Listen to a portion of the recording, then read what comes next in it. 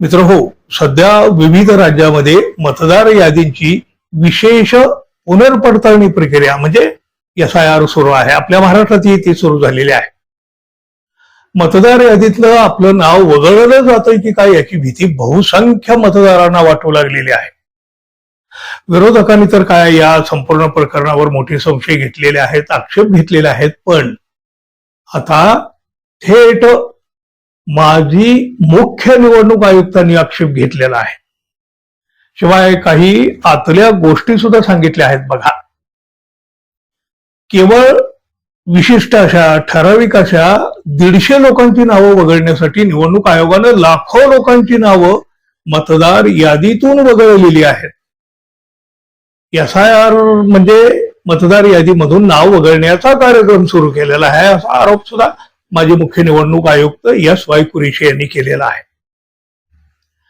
किती लोकांचं नाव मतदार याद्यामधून हटवायचं आहे यावरच सध्याचा SIR प्रक्रियेमध्ये जास्त लक्ष केंद्रित केलं जात आहे. जसं की अधिकाधिक नावं हटवल्यामुळे निवडणूक आयोगाला जणू काही बक्षीस दिलं जाणार आहे. मतदार म्हणून नाव नोंदणी करणं हा संवैधानिक अधिकार आहे, पण अशी स्थिती आता निर्माण केली जात आहे की निवडणूक आयोग लोकांना ही सुविधा बक्षिसाच्या स्वरूपात वाटत आहे.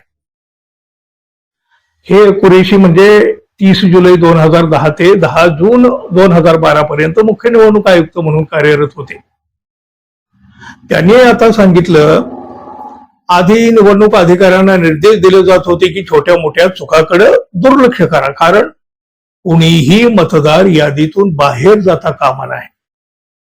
पण आता मात्र यावर लक्ष केंद्रित करण्यात आलेलं आहे की किती लोकांना या याद्यामधून बाहेर काढता येईल. या धर्तीवरच करोडो लोकांची नावं या यादीतून हटविण्यात आलेली आहेत. म्हणजे बघा, मुख्य निवडणूक आयुक्त माजी असोत ही त्यांनी सांगितलेलं किंवा त्यांनी हे आरोप केलेले. यावेळेला त्यांनी बिहारमधलंही एक मोठं उदाहरण दिलं. 2002-2003 मध्ये अंतिम हे SIR ची प्रक्रिया पूर्ण झाल्यानंतर आता या SIR ची गरजच नाही, कारण मतदार याद्या आता संगणकीकृत झालेल्या आहेत. नव्या मतदाराचं नाव मतदार यादीमध्ये समाविष्ट करण्यासाठी बूथ लेवलचे अधिकारी 6 नंबरचा फॉर्म उपलब्ध करून देत होते आणि प्रक्रिया पूर्ण करून नोंदणीही केली जात होती. मृत व्यक्ती किंवा स्थलांतर केलेल्या मतदाराचं नाव हटवण्यासाठी 7 नंबरचा फॉर्म भरला जात होता आणि ही सगळी प्रक्रिया जागेवरच पूर्ण केली जात होती. अवैध नागरिकांच्या नावाखाली बिहारमध्ये SIR ची मोहीम हाती घेण्यात आली आणि 8 कोटी नागरिकांना या मोहिमेद्वारे त्रास देण्यात आला. त्रास. या मोहिमेतून किती विदेशी नागरिक आढळून आले याची माहिती अद्याप सुद्धा या निवडणूक आयोगाने दिलेली नाही. का नाही ही माहिती दिली? आम्हाला आणि देशाला सुद्धा ही माहिती जाणून घ्यायची आहे, असं सुद्धा कुरेशी यांनी म्हटलं.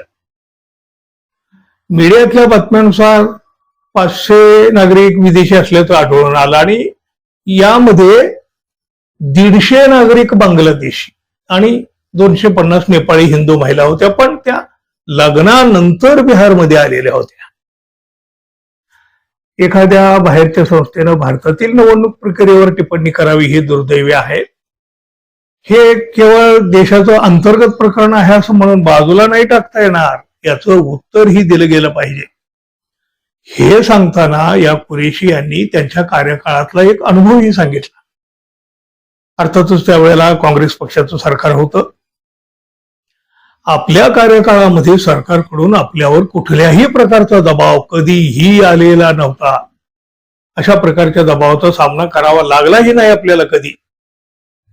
त्यावेळी निवडणूक आयोगाची प्रतिमाच अशी होती की कुणी असं करण्याची हिंमतही करीत नव्हता. आम्ही निवडणुकाच्या तारखाची घोषणा पत्रकार परिषद घेऊन करत होतो आणि त्याच वेळी सरकारला देखील याची माहिती मिळत होती. पण तरीही सरकारसाठी इंटेलिजन्स ब्युरोचे अधिकारी निवडणूक आयोगाच्या कार्यालयाकडे निवडणुका कधी होतील हे जाणून घेण्याचा प्रयत्न करीत असत. आता सध्या काय चाललंय आपण सगळंच पाहतो, सगळ्यांना सगळं कळत आहे मित्रांनो. पण बघा, या कुरेशी यांनी स्वतः म्हणजे बघा मुख्य निवडणूक आयुक्त म्हणून काम केलेलं आहे. त्यामुळं त्यांच्या प्रत्येक विधानाला, प्रत्येक आक्षेपाला आणि प्रत्येक आरोपाला अत्यंत गंभीरपणे घेण्याची गरज आहे. मग आता तुम्हीही विचार करा, सध्या जे चाललंय ते काय चाललंय, कसं चाललंय आणि कशासाठी चाललंय. मित्रांनो, धन्यवाद. पुन्हा भेटू. नमस्कार.